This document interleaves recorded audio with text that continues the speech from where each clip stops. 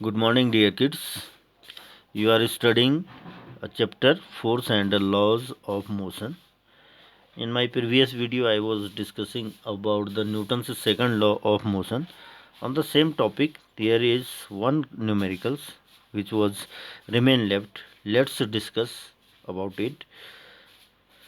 A force of 5 Newton gives a mass m1. कोई force है 5 newton का force है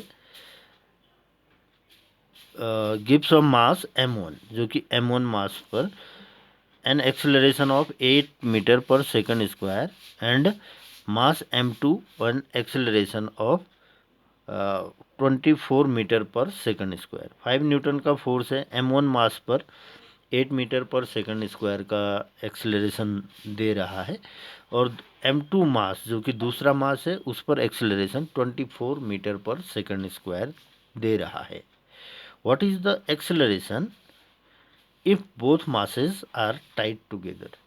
क्या होगा कहता है यदि इन दोनों मासों को m1 और m2 को एक साथ बांध दिया जाए तब कितना एक्सेलरेशन प्रोड्यूस होगा। ये हमें बात ज्ञात करनी है, ये चीज़ हमें निकालनी है। सबसे पहले आप नोट करोगे कि क्या क्या चीज़ दी है। देखो फोर्स दिया है 5 Newton F, force is called F is given 5 Newton, mass m equal to m1 and acceleration is given 8 meter per second square. We know a relation F equal to ma. Putting these value into this formula and we will get mass 5 upon 8 that will come to 0.625 kg. This is the mass m1. Okay. In second case, force is same 5 Newton, mass is m2, and acceleration is 24 meter per second square. Putting the values in the same formula F equal to ma, we will get mass m2 is 0.208. This is the mass m2. Now third case, what is the third case? Third case is that if both masses m1 and m2 are tied together, एक साथ बांध दिए जाएं तब acceleration कितना होगा ये हमें निकालना है। तो मतलब मास को बांध दिया गया है तो मास क्या हो जाएगा, ऐड हो जाएगा। एक साथ बांध दिया ना दोनों मास को तो मास क्या हो जाएगा, ऐड हो जाएगा, जुड़ जाएगा। तो फोर्स तो वही है 5 न्यूटन। अब मास टोटल मास कर लेंगे, that will come m1 plus m2. m1 you have calculated here, this one, m2 is this one. Now you will add both the masses, it will come out to 0.833 kg. बांध दिया ना मासों को, दोनों मासों को बांध दिया तो इतना आ गया। इस केस में हमें एक्सेलरेशन निकालना है। फॉर्मूला सेम लगेगा, F इक्वल टू ma, इसी फॉर्मूले से बात होगी, F इक्वल टू ma से, इसी से, क्योंकि एक्सेलरेशन निकालना है ना। जब मास को टाइट टुगेदर कर दिया है, बांध दिया गया है तो एक्सेलरेशन निकालना है। निकाला गया है बुक में, आप देखिए। F सेम है 5 न्यूटन एंड m दोनों को बांध कर दोनों का मास जो है ऐड होकर 0.833 आ गया and acceleration a will come out to 5 upon 0.833 that is 6 meter per second square. इस ढंग से हम इसको करेंगे। One more question is there, which would require greater force and acceleration of 10 gram mass at 5 meter per second square और 20 ग्राम मास at 2 metre per second square. अब हमें क्या करना है, एक फोर्स निकालना है। देखो which would require greater force, किस में ज़्यादा फोर्स की ज़रूरत पड़ेगी यदि ऑब्जेक्ट जो है 20 ग्राम का, ऑब्जेक्ट जो है 10 ग्राम का हो उस और एक्सेलरेशन उसका 5 मीटर पर सेकंड स्क्वायर हो।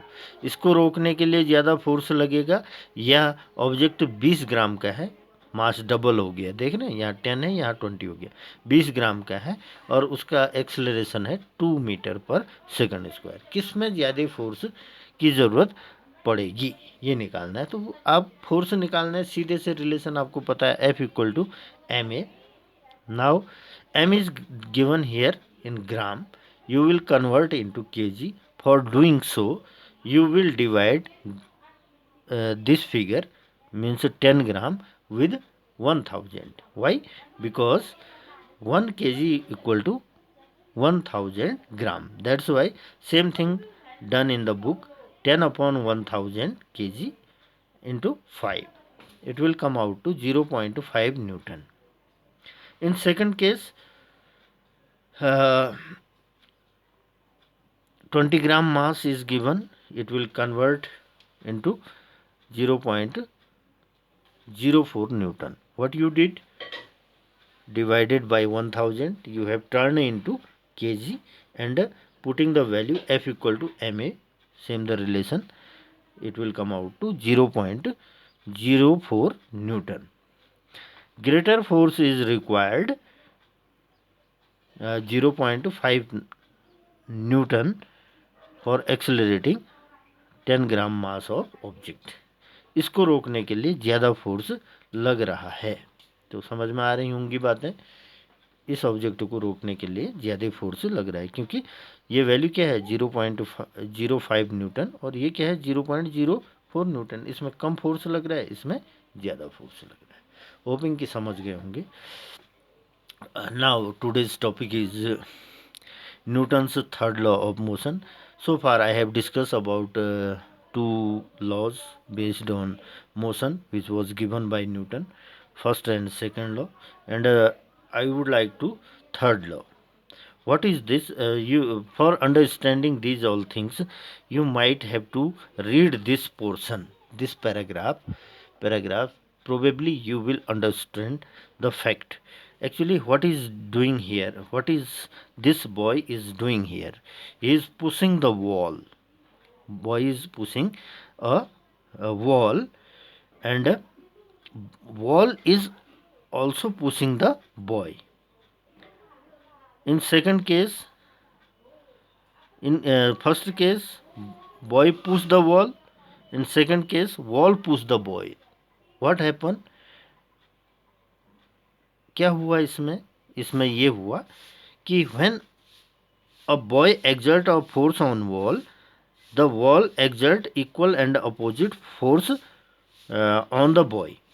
जब बच्चे ने वॉल को फोर्स लगाया तो वॉल ने भी एग्जैक्ट और अपोजिट फोर्स किस पर लगाया? बच्चे पर लगाया। मतलब जब हम किसी चीज़ पर फोर्स लगाते हैं, वह चीज़ भी इक्वल और अपोजिट फोर्स हम पर लगाती है। यही है न्यूटन का थर्ड लॉ। ठीक है, इस बच्चे ने देखो दीवार पर फोर्स लगाया, जितने न्यूटन का फोर्स दीवार पर लगाया उतना ही न्यूटन का फोर्स बॉय पर दीवार ने लगाया, तभी बॉय क्या हो गया? दीवार से दूर चला आया। तो according to Newton's third law of motion, whenever one body exert a force on another body, जब कभी भी एक ऑब्जेक्ट दूसरे ऑब्जेक्ट पर फोर्स लगाता है, the second body exert an equal and opposite force on the first body, second body भी उस पर इक्वल और अपोजिट फोर्स लगाता है। ठीक है, the force exerted by first body is known as action and the force exerted by second body is known as reaction. तो आप कह सकते हो to every action there is an equal and opposite reaction, जहाँ पर प्रत्येक action के लिए इक्वल और अपोजिट क्या होता है? रिएक्शन होता है।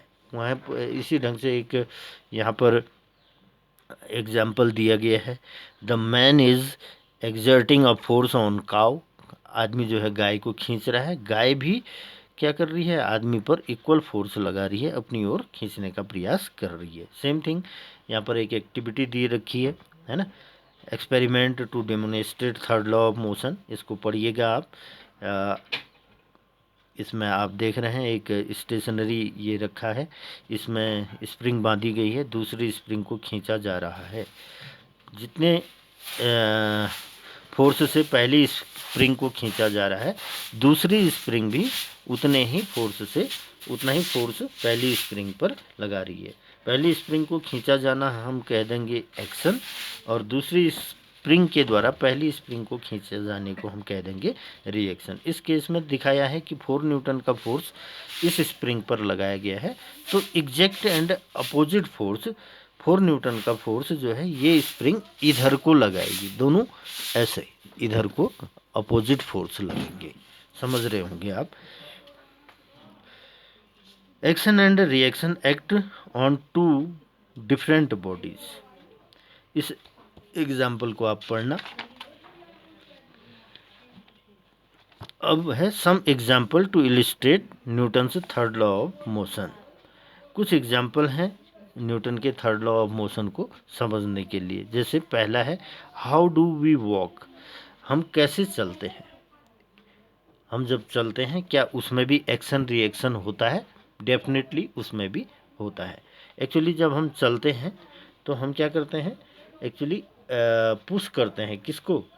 ग्राउंड को, और ग्राउंड भी हमें इक्वल और अपोजिट फोर्स अपवर्ड को लगाता है। मतलब जब हम एक एक स्टेप से चलते हैं, है ना, एक एक कदम उठा के चलते हैं, तो हम प्रत्येक कदम में जितना भी न्यूटन का फोर्स ग्राउंड पर लगाते हैं, ग्राउंड भी उतने ही न्यूटन का अपवर्ड फोर्स हम पर लगाती है, जिसके कारण हम क्या करते हैं, इजीली वॉक कर लेते हैं।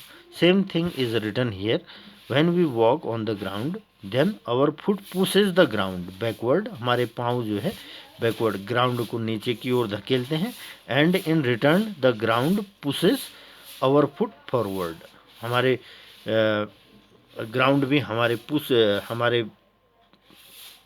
फुट को फॉरवर्ड को पुश करते हैं। The forward reaction exerted by ground on our foot make us walk forward, जिससे कि हम आगे की ओर चल पाते हैं। आप देख रहे होंगे इस एक्टिविटी में। The ground is if however the ground is slippery, यदि क्या हो कहता है, यदि ग्राउंड स्लिपरी हो, if there is an ice it become difficult to walk, क्योंकि ग्राउंड से फ्रिक्शन नहीं मिल पाएगा। अगर फ्रिक्शन नहीं मिल पाएगा तो हम चलने में हमें क्या होगी, प्रॉब्लम होगी। तो आपको क्या चाहिए चलने के लिए, आपको फ्रिक्शन भी चाहिए ग्राउंड, जो कि इस केस में ग्राउंड जो है फ्रिक्शन प्लस अपोजिट फोर्स भी दे रही है, इसलिए इसमें चलना आसान है। इस केस में ये चल रहा है आइस है, यहाँ पर बर्फ़ है, बर्फ़ पर चल रहा है, तो बर्फ़ क्या होती है, फिसलनदार होती है, फिसलती है, जिसके कारण चलने में प्रॉब्लम आती है। Thank you.